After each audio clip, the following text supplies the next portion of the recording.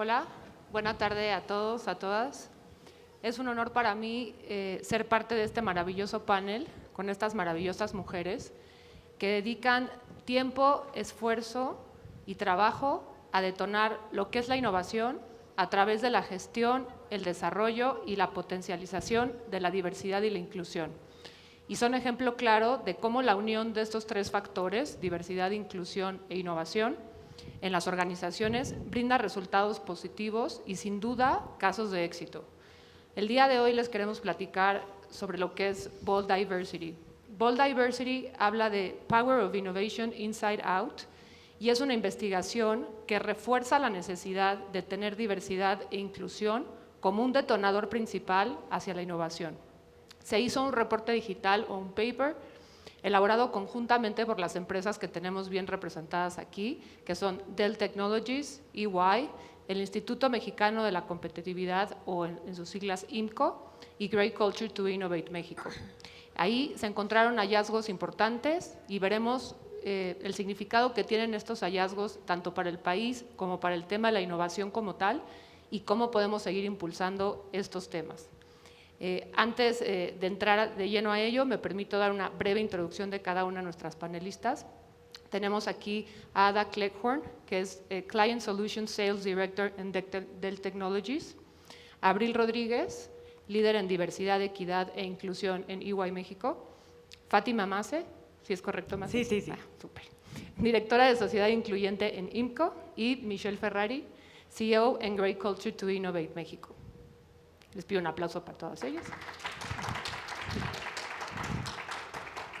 Para mí es un honor compartir este espacio con ellas y las felicito, pues me gustaría expresarles que en mi experiencia laboral yo he vivido de primera mano la importancia que se tiene hacia la diversidad y la inclusión, hacia la diversidad a este tema de aceptar que todos somos diferentes, que tenemos ideas diferentes y formas diferentes de pensar, y cómo unir y abrazar esas diferencias es la inclusión para mí, cómo unes y abrazas eso y haces que esas diferencias realmente puedan ser aprovechadas, que estén en la mesa, sean parte del diálogo, que es muy importante, y cómo abrazar esas ideas hace que tengas un paso mayor hacia la innovación, ¿no? Hacia encontrar diferentes formas de cómo resolver las cosas.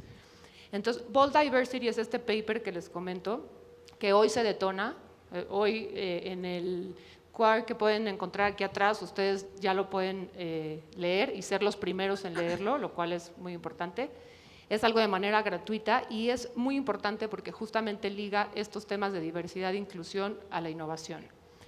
Entonces, vamos a lanzar algunas preguntas. La idea es que este panel sea muy dinámico, muy rico, entonces que todas puedan participar, siéntanse libres de levantar la mano, tomar la voz. Y me gustaría empezar un poco con ¿qué aportó cada una de ustedes y cada una de sus empresas a este tema tan importante como Bold Diversity? Si podemos empezar por allá, por favor. Claro. Pues muchísimas gracias por este espacio. Yo me siento muy orgullosa de haber trabajado en este reporte, pero también de estar compartiendo este panel con mujeres tan importantes. En el IMCO lo que hacemos desde el área de sociedad incluyente pues es analizar de manera cada vez más profunda cuáles son las barreras que detienen a las mujeres para entrar, permanecer y crecer en el mercado laboral. Realmente creo que el diagnóstico ha sido relativamente claro, pero sí creemos que tenemos que profundizar en lo que está sucediendo para poder encontrar acciones que sean contundentes y que nos ayuden a romper estas barreras, algunas invisibles, otras no tanto, que impiden que las mujeres pues exploten todo su potencial, ¿no? Entonces, desde el IMCO hemos generado información, datos, análisis en torno a estas barreras que todo lo que hacemos desde el IMCO es público, nos consideramos como consultores de la sociedad buscando que esa información detone acciones y recomendaciones muy puntuales para diferentes actores en la sociedad y pues eso fue justo lo que aportamos, ¿no?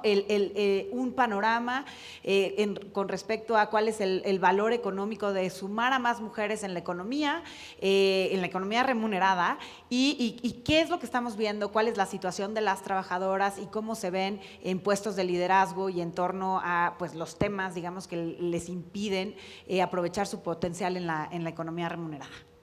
Gracias. Abril. Gracias, Edurne. Pues bueno, muchas gracias por acompañarnos esta tarde.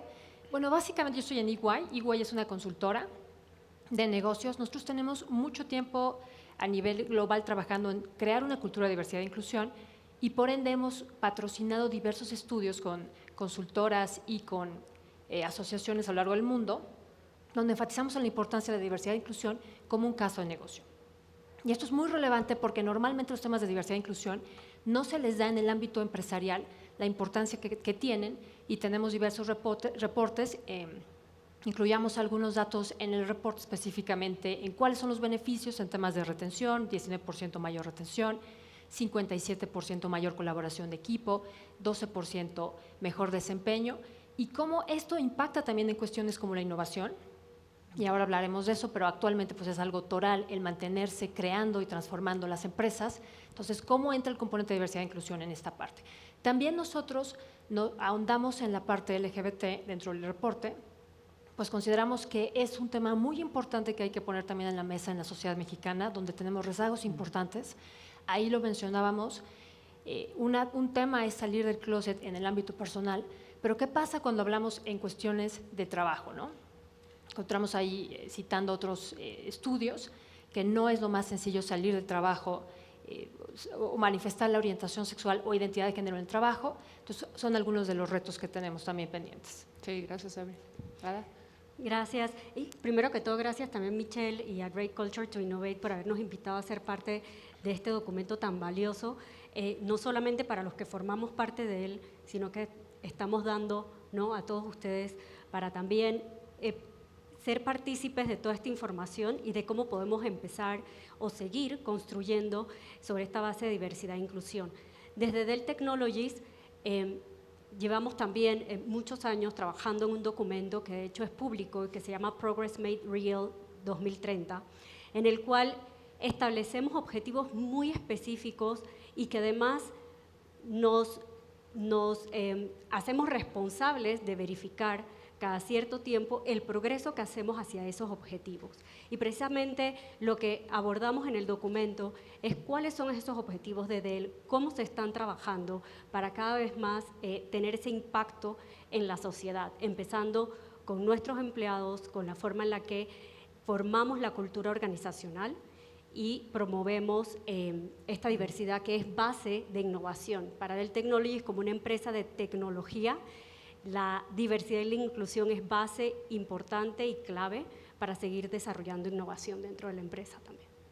Gracias, Ada. Muchas gracias, Ada. Pues también comienzo por agradecer al IMCO, Fátima, también a Abril, Ernst Young, Edu por ser nuestra moderadora el día de hoy y por supuesto a Dell como parte de un ejemplo importante en el mundo de la tecnología. Y pues bueno, de la trinchera de Great Culture to Innovate, nosotros somos y tenemos una misión, nos dedicamos a mover cultura a través de una metodología basada en ciencia de datos, una metodología que prueba y comprueba cómo las culturas funcionan en las organizaciones para detonar y potencializar el talento a través de la diversidad con un alto impacto en el mundo de innovación. Entonces, al tener una cantidad de datos extraordinarios como cada una de estas empresas lo tiene, me parece que el unir esfuerzos para sacar al mercado un reporte como Bold Diversity, donde hace cada vez más evidente o hace evidente lo evidente, dónde tenemos que trabajar cada uno de nuestros ángulos y todo a través de datos, que es lo que me parece más extraordinario porque de ahí no te puedes esconder, ¿no? O sea, yo creo que la realidad está puesta en este papel. Y yo creo que el origen detrás de todo esto es realmente cómo incluir y potencializar los negocios a través de su gente, ¿no? Independientemente de los diferentes roles que hay, preferencias sexuales, género, edades, etcétera, cómo esa diversidad impacta dentro de todo lo que hacemos en el día a día, contemplando al talento en el centro de la ecuación, ¿no? Entonces, a eso nos dedicamos en Great Culture to Innovate y es el fit que hacemos dentro de Bold Diversity. Sí, gracias, Michelle. Y la importancia que, como dices, de tener datos. Al final, los números son muy fríos y un poco lo que no se mide no se puede controlar y eso que no mides, al final no puedes cambiarlo, ¿no? Que parte de innovar es justamente cambiar, ¿no? Cómo encontrar esa forma de cada vez ser mejor. Y regreso un poco a lo que decía Fátima en cuestión de barreras. Me gustaría ver, además de qué se cumple con esta investigación, ¿qué barreras encontraron para poderla hacer? O sea, para poder documentar todos estos datos. A ver, mira, desde la visión que nosotros aportamos, que sí nos acotamos a la parte de mujeres, no porque sea lo único importante, sino porque es en donde hay más información, y es impresionante que de todos modos, a pesar de los esfuerzos que hemos hecho o los avances como sociedad que hemos tenido, pues no hemos logrado romper con esas barreras, ¿no?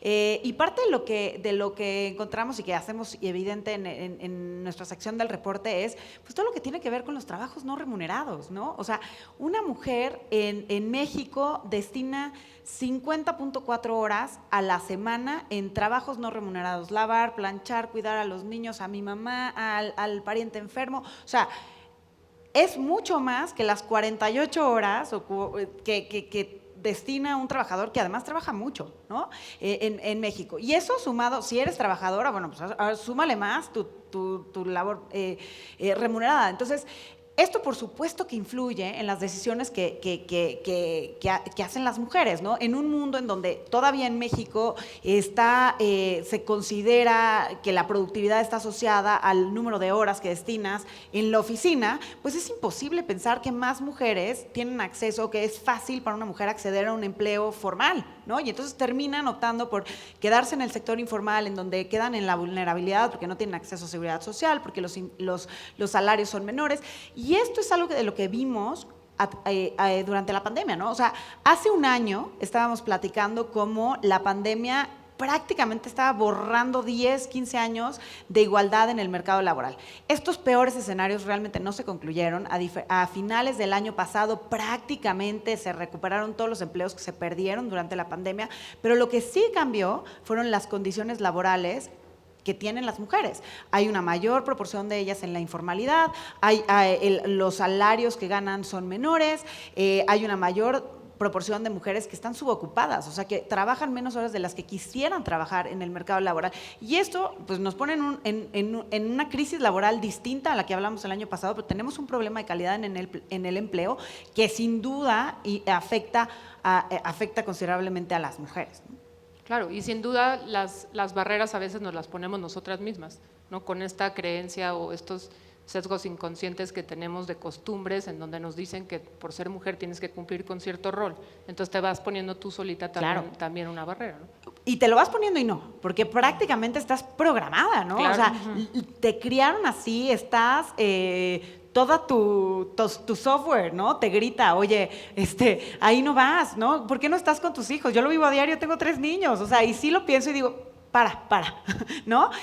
Me pasa a mí, que estudio estos temas y que sabes que quieres romper con estos roles de género. Ahora imagínate, o sea, como sociedad, por eso creo que son barreras que por supuesto que tenemos que ir rompiendo y que tenemos que, o sea, si queremos realmente avanzar en una agenda de igualdad, pues tienes que pensar desde cómo crías a los niños para que no traigan esta información que traemos nosotros y que estamos perpetuando, ¿no? Correcto.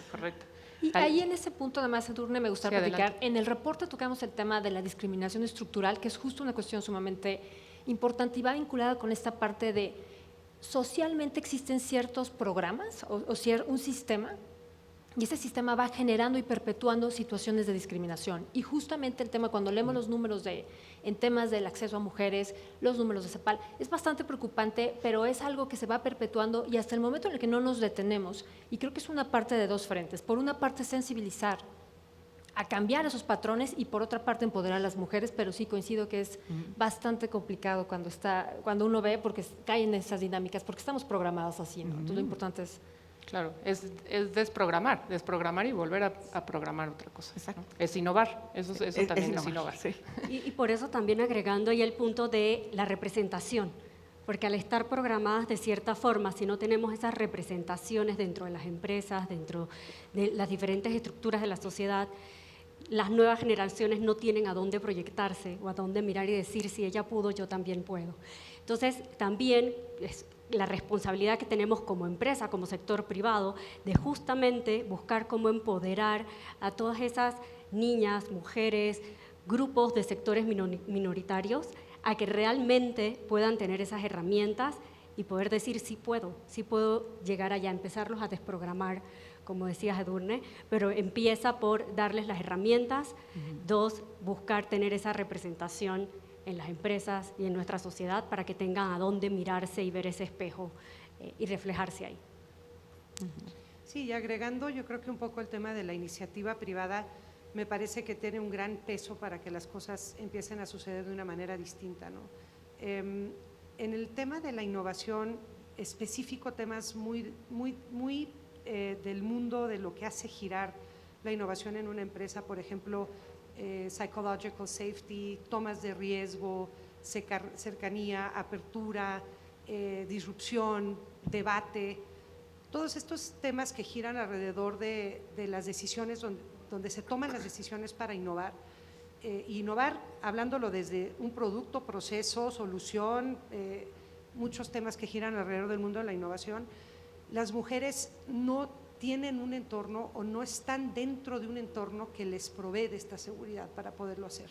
Entonces, normalmente se echan para atrás o se quedan calladas, apagando todo este potencial que tiene la organización.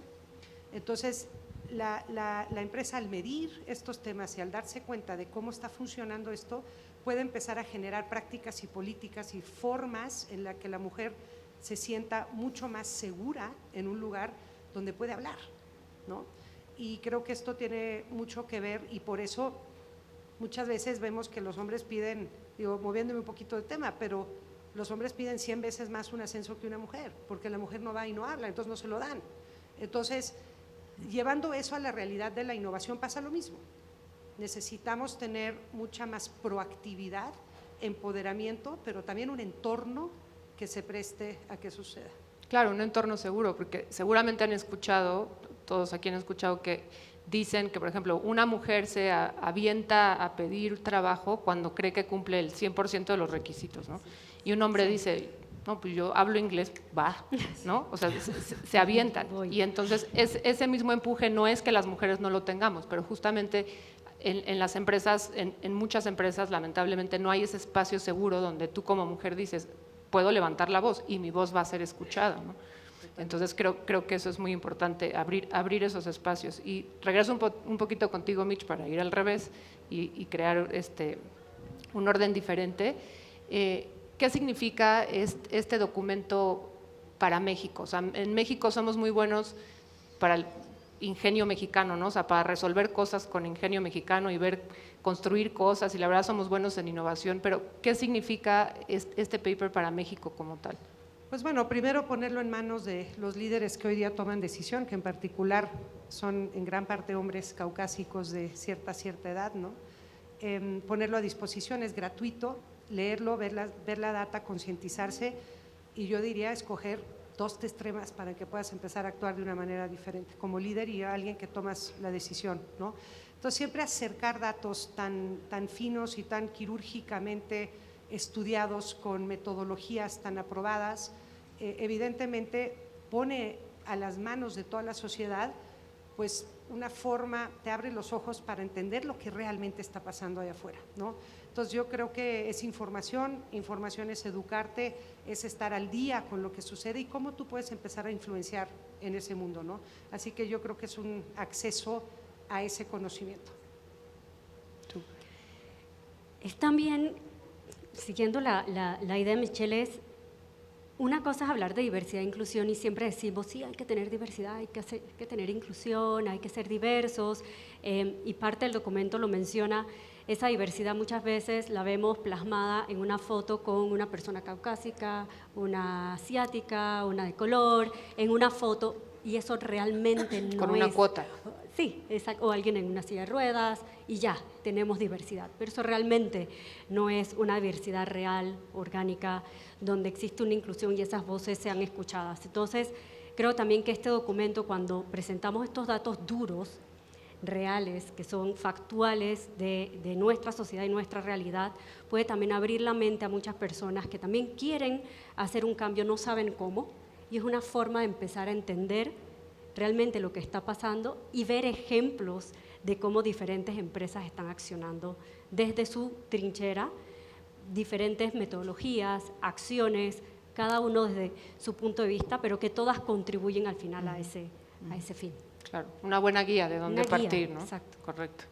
Sí, justo un punto importante es muchas veces cuando buscamos información en temas de diversidad e inclusión, encontramos reportes en inglés, encontramos información sobre Europa, Estados Unidos, a veces hasta España, pero es difícil encontrar información específicamente enfocada en México.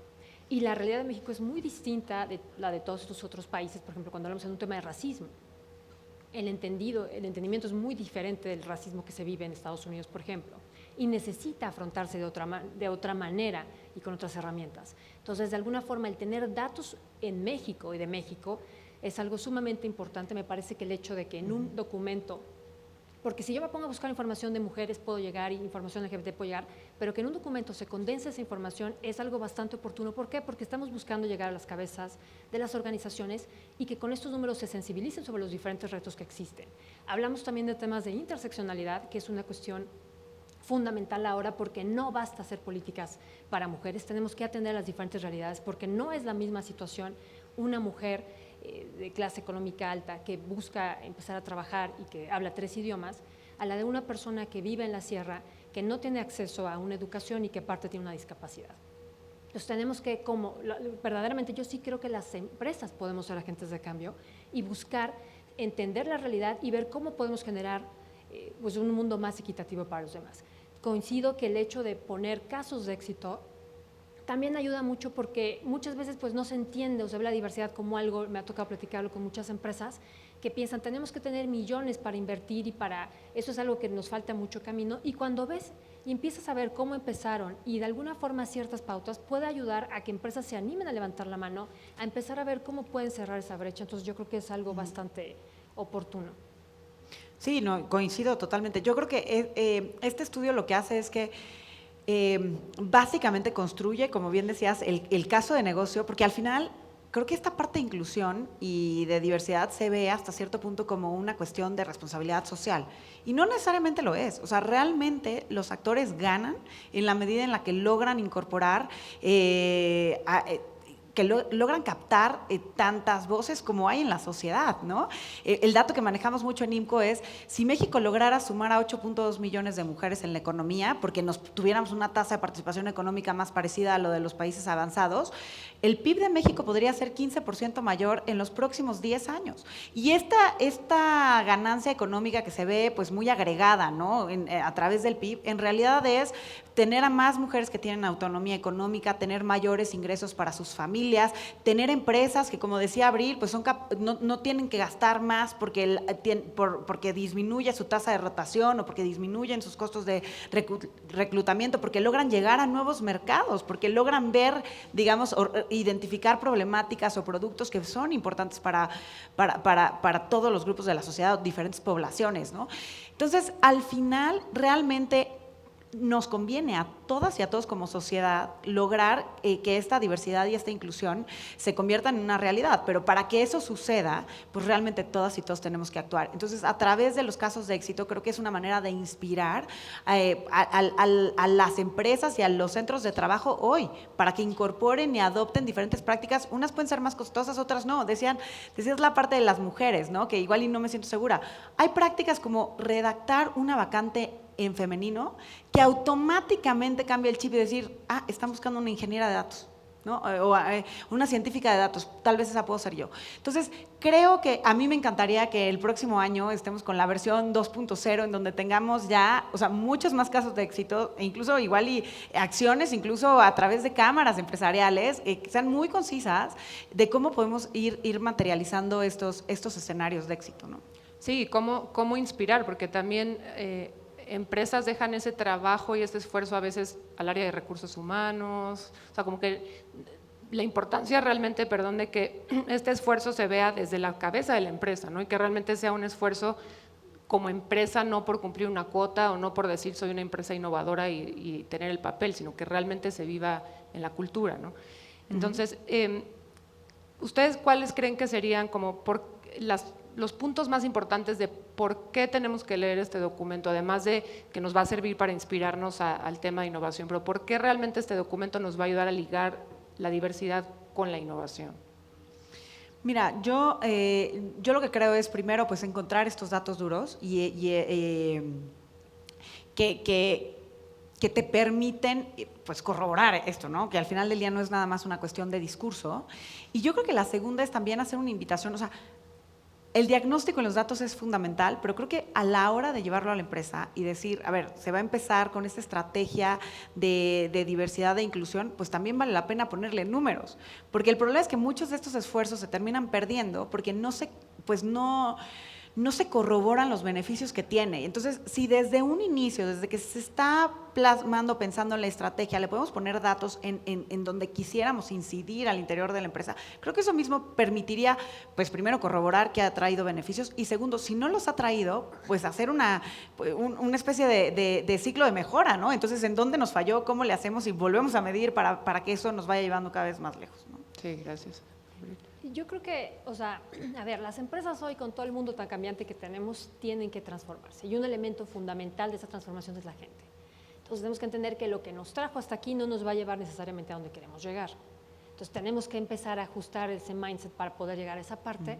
Creo que el estudio lo que hace es, pone muy oportunamente, oye, el tema de innovación es algo importante. ¿Por qué? Porque tenemos, por ejemplo, el Center for Talent Innovation que nos dice, cuando tienes una cultura de inclusión, y hablamos aquí en temas de liderazgo, porque no basta ponerlo en políticas, se tiene que vivir realmente una cultura de inclusión y eso no se vive si no se permea desde el equipo de liderazgo. Entonces, cuando tienes una cultura de inclusión, tienes hasta 3.5 veces más probabilidades de generar innovación y de que tu gente se sienta con la seguridad psicológica para levantar la mano, porque es un tema muy importante. El tema de seguridad psicológica no es solo que yo levante la mano y exprese una idea, es saber que puedo levantar la mano y expresar mi idea sin temor a represalias, saber que mi idea alguien la va a apoyar y que la va a implementar. Son esos 3 pasos, porque si no voy y digo una idea, me voy muy feliz a mi casa y ahí muere, ¿no? Entonces sí es importante que haya ese seguimiento. Creo que es algo muy importante que las empresas entiendan que tenemos que sumarnos a esto. Veía el otro día que los últimos 6 CEOs de Coca-Cola, solamente uno de los últimos 6 CEOs ha nacido y crecido en Estados Unidos. ¿Y por qué? Pues porque necesitas gente que tenga diferentes perspectivas si eres una empresa global. Sí, estoy de acuerdo. Y también lo mencionaba Michelle hace un momento, ¿no? Cuando hablamos de innovación, no solamente, muchas veces pensamos en innovación como un producto, pero la innovación está en los procesos, está en los servicios, está sí en el producto, está en cómo manejas la cultura organizacional de la empresa. La innovación puede estar en cualquier punto dentro de la cadena de principio a fin dentro de una empresa. Y eso involucra también la gente y cómo está, de nuevo, interactuando los unos a otros dentro de esa organización. Y para que haya esa innovación, normalmente, ¿qué necesitas? Pensar diferente, traer nuevas ideas a la mesa. Y para lograr eso, necesitas que las personas que están pensando tengan experiencias, información, hayan nacido en diferentes países, tengan diferentes estudios, tengan diferente infancia o experiencias que las trajo hasta donde están hoy día y que en base a esas experiencias pueden entonces dar ideas diferentes, innovadoras, que sean escuchadas, que sean tomadas en cuenta y cuando tienes y puedes poner a diferentes personas en una mesa, tienes entonces diferentes perspectivas. Versus a cuando solamente lo estás viendo desde un solo lente, desde un solo punto de vista, y que cuando vas a salir al mercado con una comunicación, una idea, un reclutamiento, por ejemplo, dejas de ver tantas áreas de las cuales podrías tomar provecho y acelerar. Entonces, creo que el documento también, no solamente tenemos una responsabilidad con la sociedad de realmente cerrar esa brecha que existe hoy día, en cómo eso puede impulsar, ya lo mencionaba también Fátima, y en el documento están todos esos datos duros de cuánto podría impulsarse el PIB y cuánto eso puede abrir también a mejoras de salud, mejoras de educación, mejoras en seguridad, en tantas cosas, no solo para las mujeres, sino para la sociedad en general. Entonces, viéndolo desde el punto de vista sociedad y también desde el punto de vista empresa, ¿no? Está demostrado que la diversidad y la inclusión tienen un impacto en el bottom line financiero de la empresa. Sí, yo creo que agregando un poco a eso, es un detonador, me parece a mí, que esta investigación o el paper, de realmente darse cuenta el gran regalo que la diversidad te da, porque creo que no lo vemos desde ese ángulo. Yo creo que es el poder de mayor enriquecimiento posible que una organización pueda tener y que está en gran parte de lo que nosotros vemos apagado, ¿no? Entonces, si volteamos un poco lo que nos da a nosotros la diversidad para lograr algo tan importante, crítico, estratégico y probablemente uno de los valores más importantes que hoy día las organizaciones tienen, como la innovación, es pues creo que un llamado relativamente importante en términos de competitividad, sustentabilidad y el poder decir cómo llegas a tus resultados. No es ya solo llegar a los resultados, es cómo estoy llegando y cómo la gente participa en esto y las formas de trabajo hacen eso algo sostenible en el tiempo. Lo cual para mí, hablando del bottom line aquí con Ada, no hay una ecuación mucho más certera que esa para poder garantizar eso. Claro, y algo muy importante que dices, Mitch, el tema de la innovación como un valor, igual la diversidad e inclusión como un valor, ¿no? Cuando las empresas tenemos misión, visión, valores, o sea, si se marcan ese tipo de conceptos como un valor de la empresa, es más fácil bajarlo a la cultura, ¿no? Y mucho también lo que dice Ada, o sea, la idea de abrir que tú en la empresa tienes diferentes personas, diferentes maneras de pensar, ahí tienes un equipo entero para innovar. O sea, para decir, oigan, tenemos esta situación, o abrir la puerta para que la misma gente dé ideas, ¿no? Ideas de todo tipo, ideas que a veces nosotros no vemos, ¿no? Como, no sé, ¿por qué no cambiamos? Me pasó en mi empresa, ¿no? ¿Por qué no cambiamos las botellas de agua por un garrafón? No sé, por decir. O sea, ideas que tú no ves porque estás muy cerrado en tu grupo de innovación y no te das cuenta que alrededor tienes un equipo entero diverso con diferentes ideas que te puede ayudar a innovar, ¿no? Entonces, ya están marcando el tiempo. Entonces, en los últimos minutitos que tenemos, les preguntaría esto último y si pueden cerrarlo también con un mensaje que quieran decir.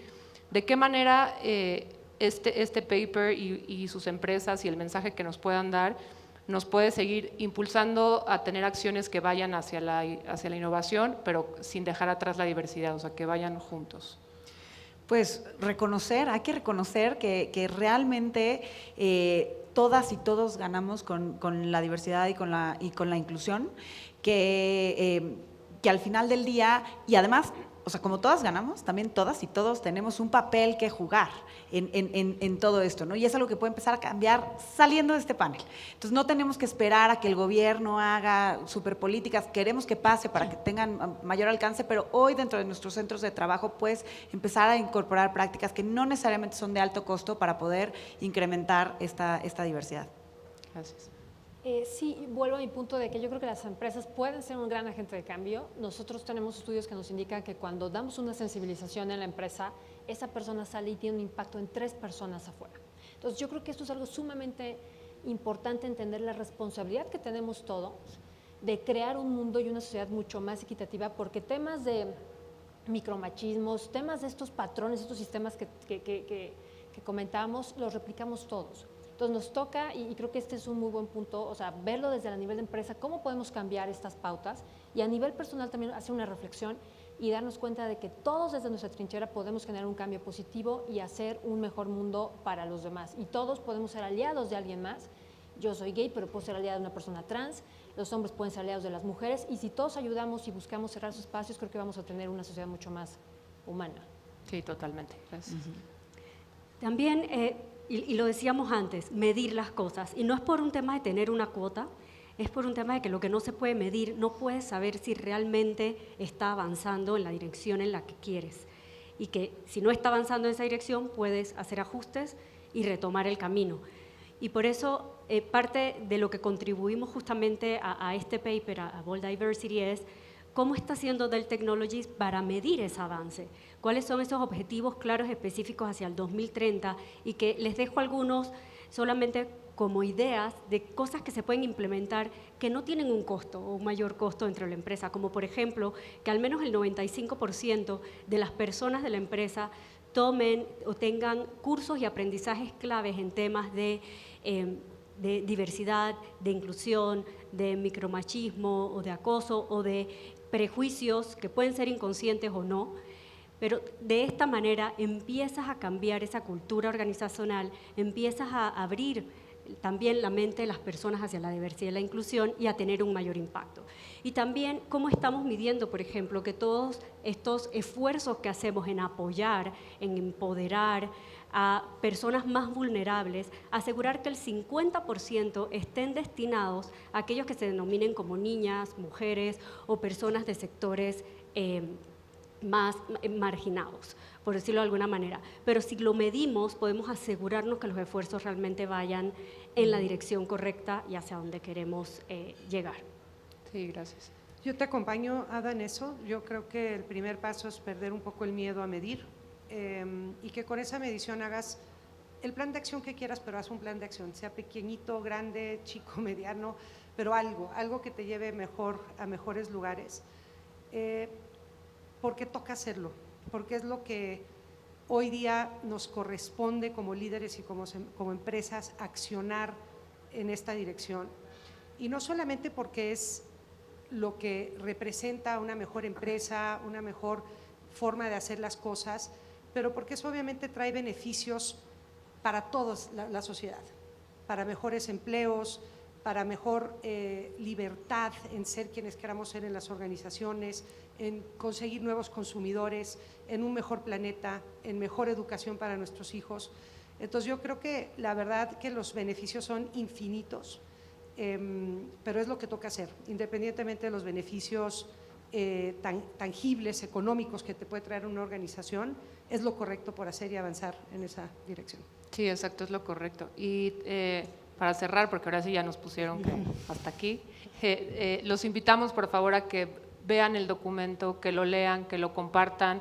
Todos ustedes están en la premier del mismo, pero lo importante es compartir, porque compartir información es un regalo que podemos hacer como líderes y como agentes de cambio, y una manera de hacerlo es que nos ayuden a compartirlo, que lo lean, que se sumen a esto y cómo esos casos de éxito y cada uno de nosotros realmente podemos aportar a esa diversidad, a esa inclusión y sin duda a una innovación para hacer un mundo mejor. Entonces, muchísimas gracias a todos. Las felicito nuevamente, gracias a todos ustedes y gracias por la invitación, Michi. Muchas gracias, Edu. Y pues bueno, yo cierro también agradeciendo a todo el equipo detrás de esto, porque sé que han trabajado y hemos trabajado mucho para lograr esto. Así que felicidades a todos los equipos de ustedes, y incluyendo al mío también, por todo el esfuerzo para lanzar esto el 8 de marzo. Muchas felicidades. Gracias.